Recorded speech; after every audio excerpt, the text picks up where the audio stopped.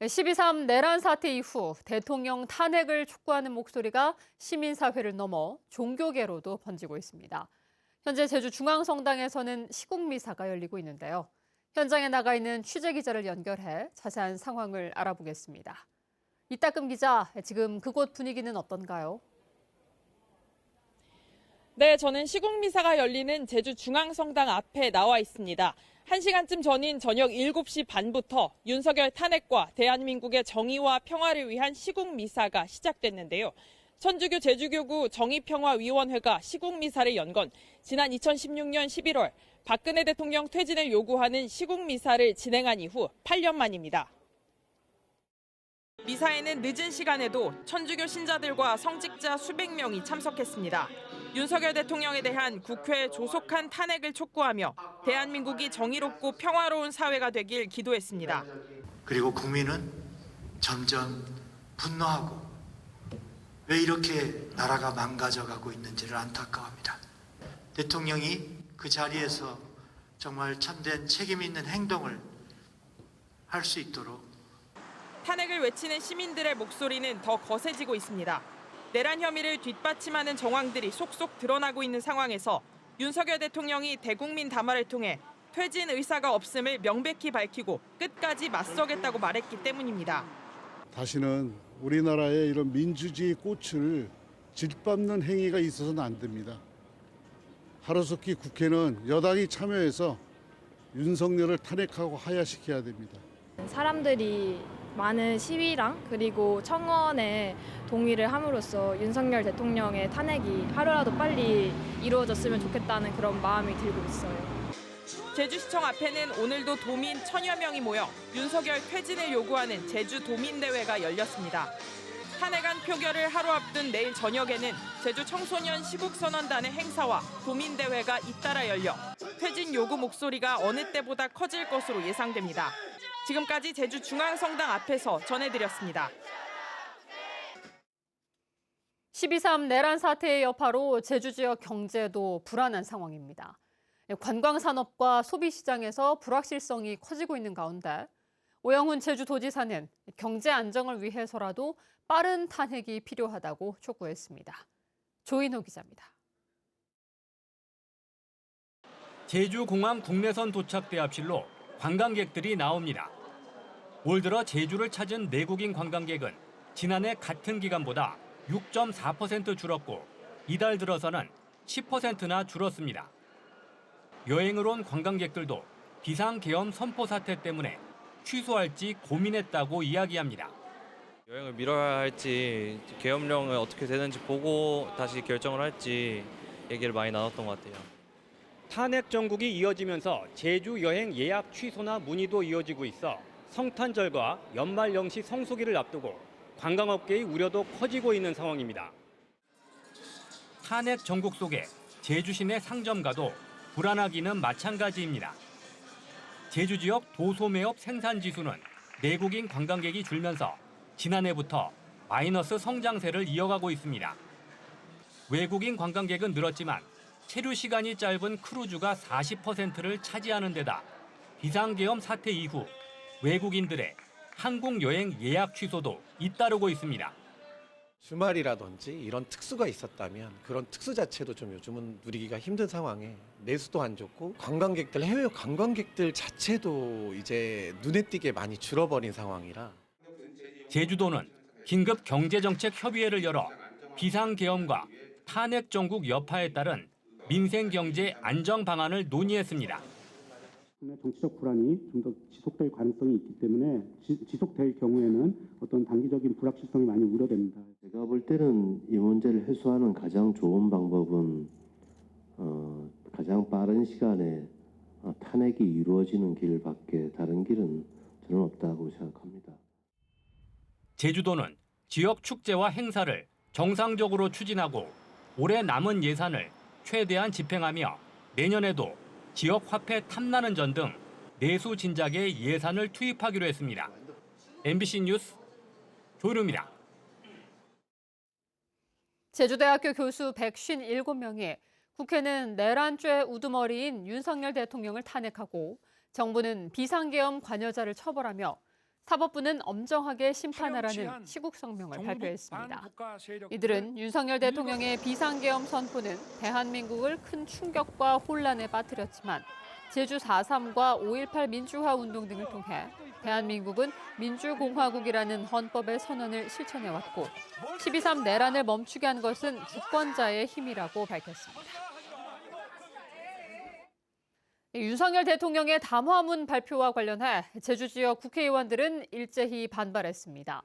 더불어민주당 문대림 의원은 페이스북을 통해 극우 세력을 선동하기 위한 마지막 발악이라며 탄핵과 즉각 체포만이 답이라고 밝혔고 위성곤 의원은 국민을 지켜야 할 군인을 동원해 스스로를 지키려 한 대통령은 국민의 심판을 피할 수 없다고 밝혔습니다. 김한규 의원은 거짓으로 점철된 담화라며 팩트체크를 통해 대통령 담화와 군 관계자들의 증언을 비교했습니다.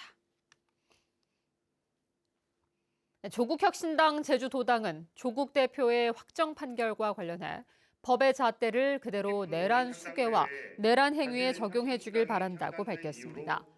이들은 국회의 탄핵 시점에 선고 기일을 늦춰달라는 요구를 수용하지 않은 사법부의 유감이지만 조국 대표는 법의 판단을 그대로 수용했다며 내란 수괴와 가담자들의 범법 행위를 속속들이 밝혀야 한다고 주장했습니다.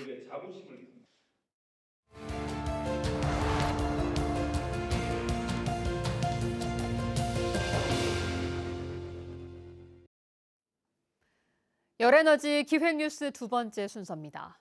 일본은 주택에서 가스보일러 대신 전기 히트펌프로 난방을 해결하고 있다는 소식을 전해드렸는데요.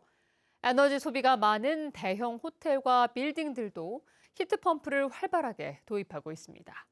히트펌프 보급을 위해 일본 정부가 어떤 노력을 기울이고 있는지 송원일 기자가 취재했습니다. 일본 도쿄 중심부에 자리 잡은 대형 호텔. 60년 전 문을 연 뒤 지난 2007년 리모델링을 하면서 일본 호텔 최초로 히트펌프를 설치했습니다. 1,500개의 객실에 난방과 온수 공급을 하면서 발생하는 탄소 배출량을 줄이기 위한 선택이었습니다. 높이 634m, 일본에서 가장 높은 건축물인 도쿄 스카이트리도 히트펌프를 설치했습니다. 연간 2천만 명이 찾는 전망대와 쇼핑몰에 탄소 배출 없이 난방과 온수 공급을 하기 위해서였습니다. 일본의 최종 에너지 소비량을 보면 지난 50년 동안 업무용은 2배, 가정용은 1.8배 증가해 전체 평균 1.1배를 크게 앞질렀습니다. 업무용과 가정용으로 쓰는 에너지가 난방과 온수 공급에 집중되는 현실에서 일본이 선택한 대안은 히트펌프. 脱炭素っていうのはイコール、ほぼ電化であり電気にしていくことであり、さらにそれを再エネで賄っていくということなんで、現状では2割ぐらいのそのエコキュートですね、もうシェアをもっと大きくしていくと。 국제에너지기구도 2050년 냉방과 난방, 온수 공급 분야의 이산화탄소 감축의 절반 정도를 히트펌프가 담당할 것이라며 중요성을 인정했습니다. 일본은 2009년부터 히트펌프를 재생에너지로 인정하고 국가 에너지 통계에 포함시켰습니다. 지난해 8월까지 보급된 히트펌프는 900만 대. 일본 정부는 2030년까지 주택용 히트펌프 1,590만 대와 산업용 1,700만 대를 보급할 계획입니다. 그러나 문제는 비싼 초기 설치 비용. 이를 해결하기 위해 일본 정부는 적극적인 보조금 정책을 도입했습니다. 今は年間60万台ぐらいのヒートポンプ給湯器が出ているんですけど、この目標を達成させるためには90万台ぐらいですかね、導入を進めていかなければならないかなというような考え方にもなりますので、補助金で導入を促進していると。 가정용 히트펌프의 초기 설치비는 대략 55만 엔 정도. 정부가 한 대당 최대 13만 엔을 지원하고 오래된 보일러를 철거하면 최대 10만 엔을 추가로 지원합니다. 히트펌프를 설치한 기업에는 세금 감면 혜택을 주고 있습니다. 초기 설치비는 비싸지만 연료비가 절반 정도 줄어들어 장기적으로는 이익입니다. 에너지 소비도 탄소 배출도 동시에 줄일 수 있는 강력한 수단으로 히트펌프 보급을 확대하면서 일본은 2050년 탄소 중립 사회를 향해 나아가고 있습니다. 일본 도쿄에서 MBC 뉴스 송원일입니다. 민생 경제가 어려운데도 예산 집행이 제대로 이루어지지 않았다는 지적이 도의회에서 제기됐습니다. 더불어민주당 한권 도의원은 제주도가 추경 예산안에서 1,200억 원을 감액하면서 청년 일자리 등 막판에 집행되지 않은 사업을 대거 삭감했다고 지적했습니다. 민주당 이승하 도의원도 내년 예산으로 넘긴 2,500억 원의 92%가 건설 경기에 영향을 미치는 시설비라며 경제 회복의 돌파구를 찾을 수 있도록 고민하라고 요구했습니다. 해경이 금성호 침몰 사고 당시 구조활동 없이 사고 현장을 떠난 운반선 선장에 대해 구속영장을 신청했습니다.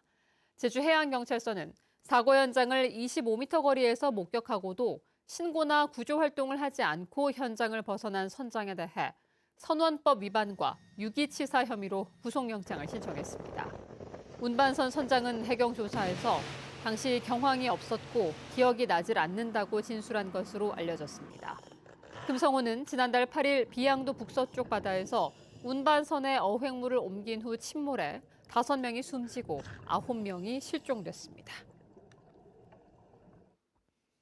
제주와 중국 칭다오를 오가는 화물선 항로의 연내 취항이 무산됐습니다.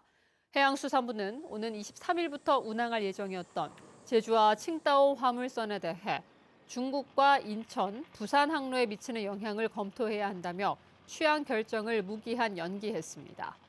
오영훈 지사는 정부가 제주항을 무역항으로 지정한 뒤 40년간 외면해놓고 제주도의 자구 노력마저 가로막는 것은 위의할 수 없다며 강한 유감을 표명하고 신속한 진행을 촉구했습니다.